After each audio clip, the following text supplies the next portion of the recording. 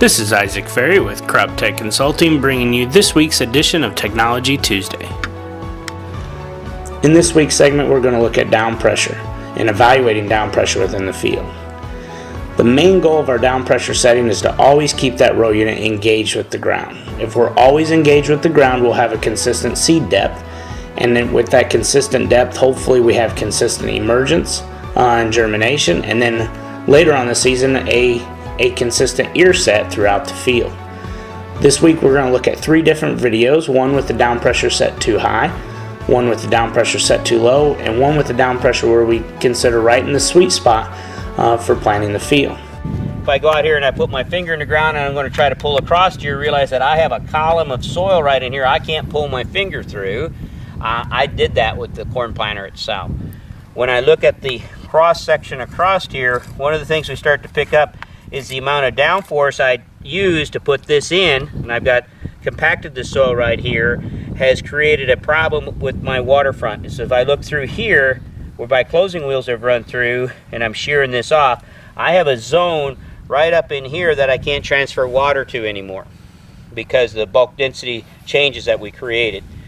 Is that going to be a problem? Well, it may not be until you get a year like 2012 and you plant the corn and it doesn't rain for 18 days or a month, because I have to develop my crown roots up here, and this hasn't been able to transfer the water across. All this soil now is dried out, so I'm going to have rootless corn syndrome potentially if it doesn't rain.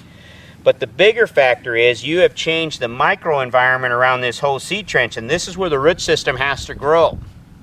So as I set my crown root out, I have to go through this, and it's going to change how water moves towards the seed. It's going to change how the root system grows away. So I have basically changed the microenvironment here. My brace roots are not going to go in this. They're going to run across the top of it, and they're going to try to break their way down in over here. So again, excessive down pressure becomes a problem. So here we're on the light setting again in no-till. I still have a uniform waterfront across here. I can still poke my finger in the ground up here where the wheel ran, but I got a problem. I got shallow seed. So I'm not holding this corn planter in. So that was too much down pressure. This is not enough. This is by far a bigger problem.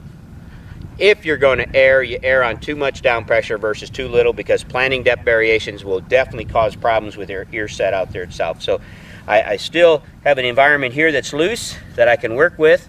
I don't create a waterfront problem. I got a nice uniform waterfront, but I got a shallow seed. Here's my seed tucked in here with 2 cast iron firming wheels.